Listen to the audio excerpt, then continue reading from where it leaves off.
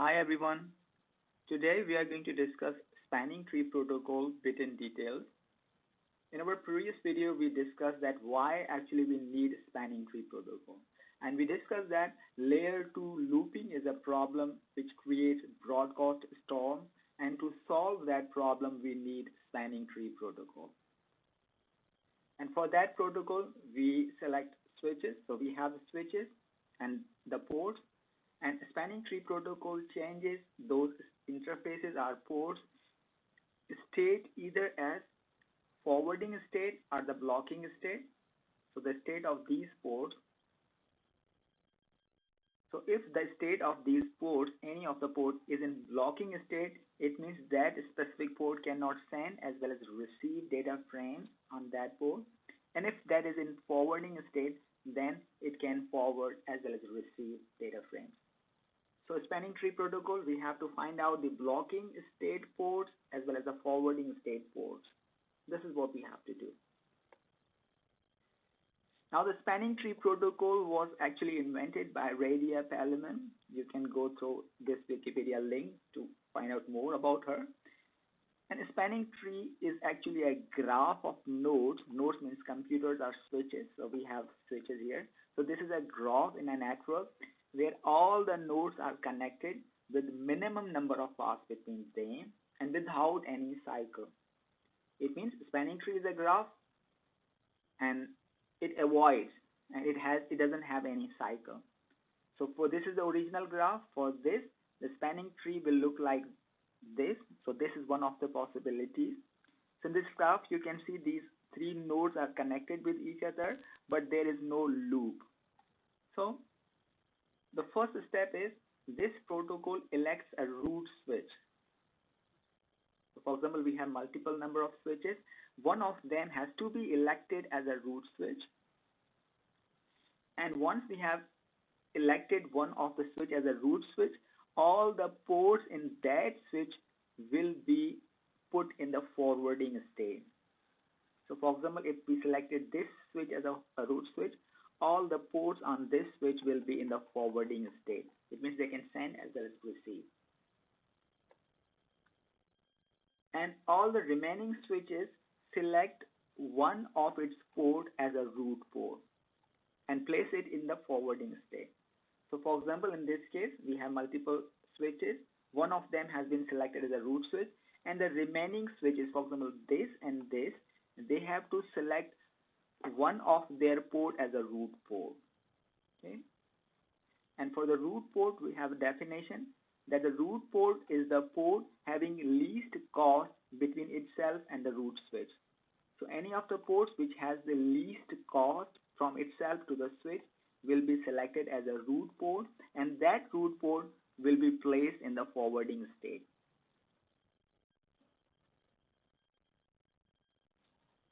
Third point, on the single Ethernet link, the switches select designated port.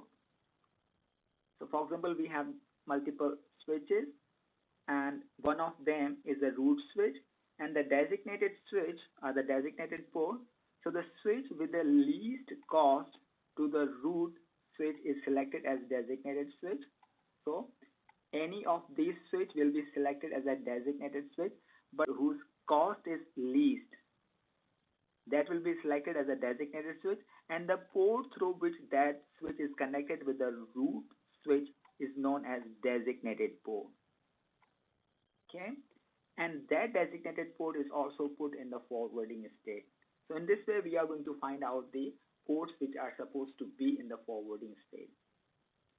And finally, all the remaining ports which have not been selected yet will be placed in the blocking state. Now, before going into more details, some basic ideas which we need. First one is the bridge ID. So bridge ID is the identification of the switch.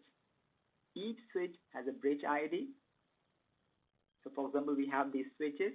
So every switch will have a bridge ID. And each bridge ID will be 8 bytes in length.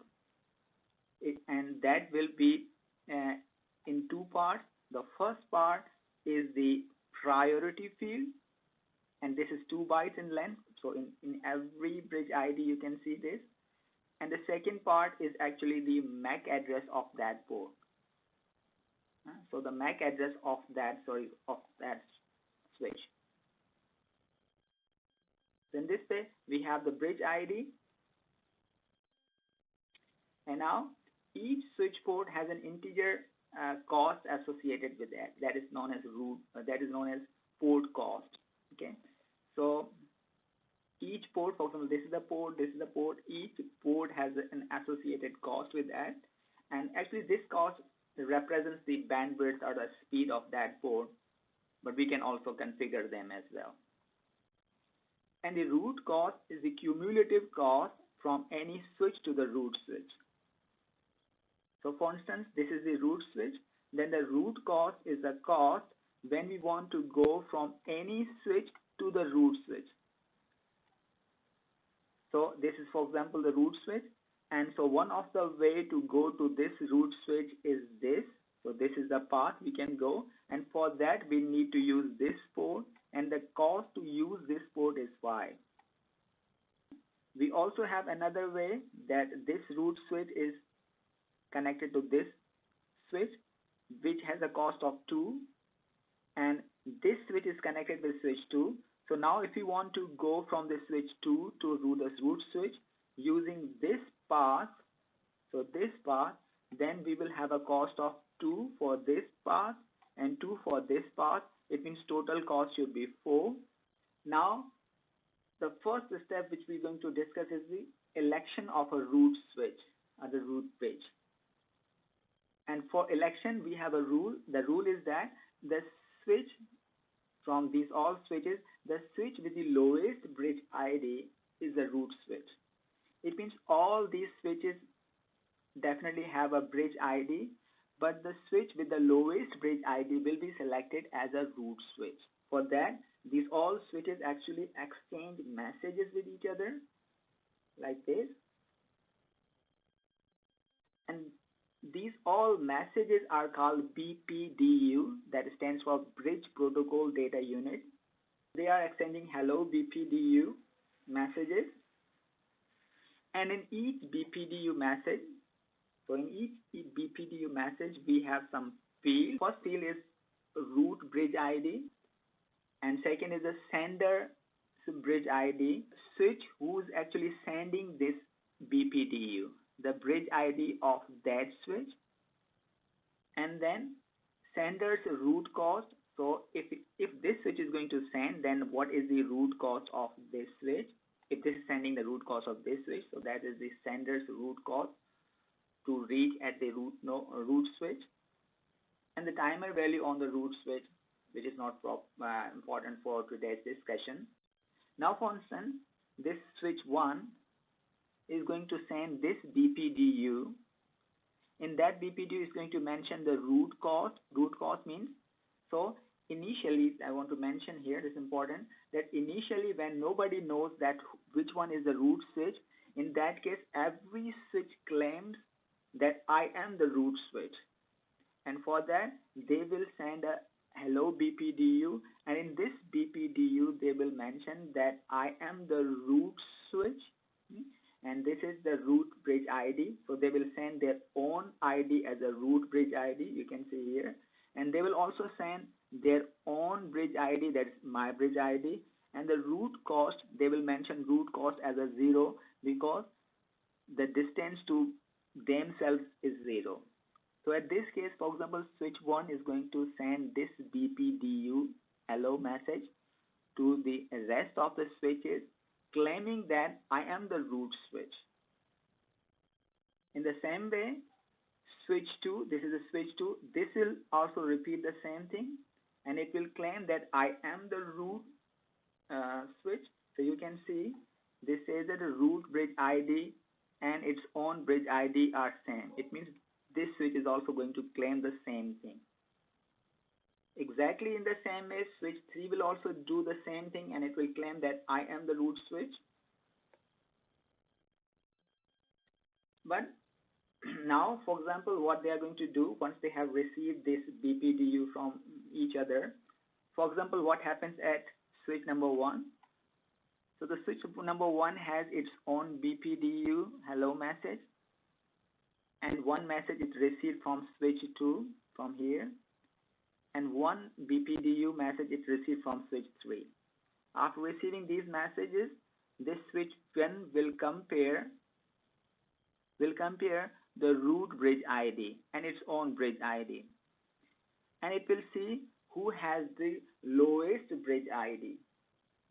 Now, for example, this switch 1 is going to check this. So, for example, this you can see the bridge ID is this.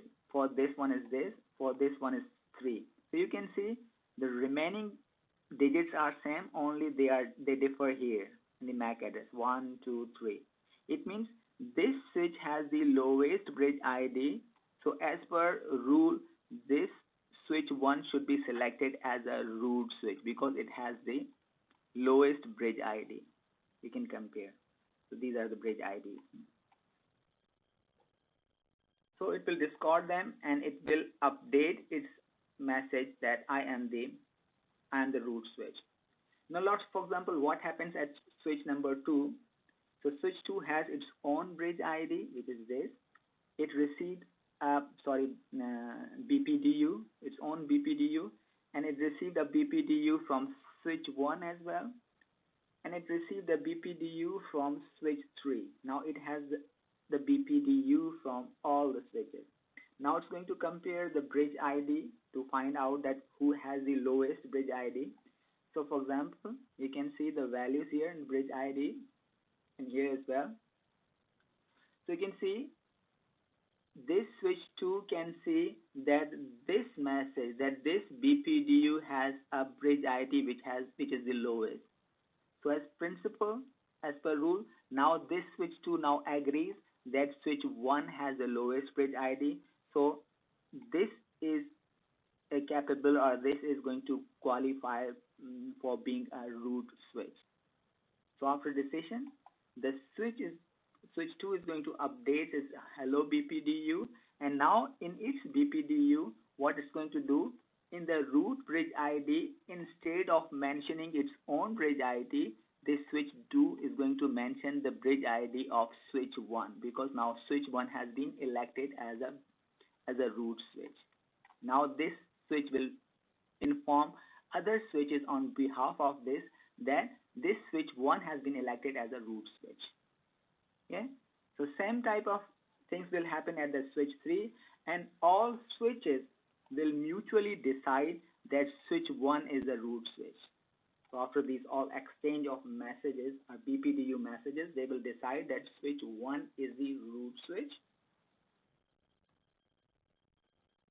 And now this switch 1 will send that this is my bridge ID and root bridge ID is this. Okay, so we have elected the root switch, and now everybody will update their BPDU message or hello BPDU message. So everybody will mention this switch 1 as a root bridge ID. So you can see here these values are same, and this is a root. So now the second step is choosing each switch's root port. Each switch means on each non-root switch.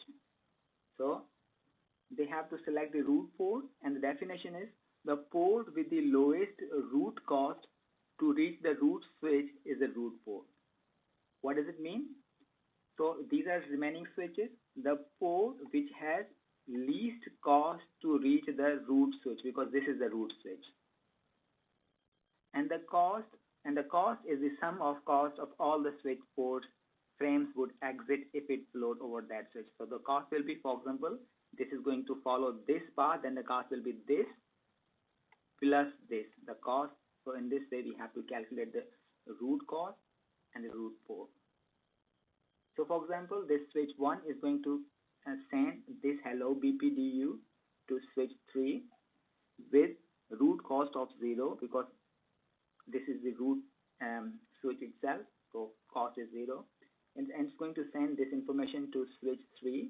Now switch 3 received that this BPDU, that if we go from this path the root switch is at a cost of 0, but the port which is on this switch has a cost of 5. So the total cost will be the cost advertised by root switch, that is 0, and the port cost, that is 5. So if we add them, this will be 5. So for this switch 3, the root switch is at the cost of 5, and the port which is being used, that port will be selected as a root port. And for this, for example, for this, now this switch 2 is going to advertise that root cost is 4. It means from this switch to the root switch, the cost is 4, and this switch 2 is going to convey this information to switch 3. Now switch 3 has another path to go to the switch 1, that is the root switch, and for that it has 4 costs which has been given by switch 2, and the port which will be used at switch 3, that has a cost of 3. So it means for this path, this switch 3 has a cost of 4 advertised by this switch 2, and the cost of this 4 which will be used on switch 3, that is 3. So the total cost will be 7. So this switch 3 has 2 possible paths. One is this and one is this, but for this path it has a cost of 7, and for this path it has a cost of 5. So definitely this path will be selected, and this port will be selected as a root port. Clear? So as a result, F03 will be selected as a root port. And now in the same way we have to select the root port for this as well by using the same procedure for the switch 2. One of the way is this, one of the way is this. We have to select the root port for this as well, so this will definitely be this port. So this will also be the root port, and then we have to select the designated port. And for the designated port, what is the rule? The switch port that advertises the lowest cost hello onto a LAN segment. So first of all, LAN segment. So this is a LAN segment. This is a LAN segment. This is a LAN segment. This is a LAN segment. But this is the root port. We have already selected this is a root port, and this will be put in the forwarding state as per rule.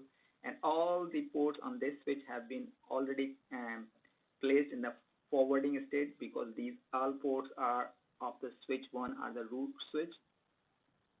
So on this LAN segment, we have to decide about a designated switch as well as a designated port. So both of the switches will advertise their cost to reach the switch.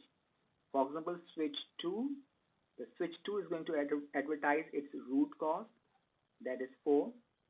So for example, we announce that root cost is 4. In the same way, switch 3 is going to advertise root cost of 5. So in this case, this has distance cost of 5, this has cost of 4. So this has the lowest cost. So now this switch will be selected as a designated switch, and the port, this port through which it is going to advertise, that specific port will be selected as a designated port. So as a result, this F0/1 will be selected as a designated port, and then all ports, so all root ports and designated ports are placed in the forwarding state. So these all ports will be placed in the forwarding state. These all RSPT, RP, and remaining all the ports, so which we have not selected as a root port or as a designated port, will be placed in the blocking state. So for example, in this case, this port which has not been selected as a designated or root port, that port will be placed in the blocking state, so that will be the blocking port. So in this way, we have selected all the root port as well as designated port, and we also have found out this blocking port as well. So this is the purpose of spanning tree protocol, to find out the blocking port as well as the forwarding port to avoid the loop, and by using this step, we are able to find out both kinds of ports. And remember, all the ports on root switch are placed in the forwarding state. Root port and designated port are in the forwarding state. Only remaining port, this port has been converted into the blocking port. It means it will not send or receive the data frames on this port. So this was the details about spanning tree protocol, that is also known as 802.1d, given by IEEE. So if you have any questions, we can discuss in the comment section. Thank you very much.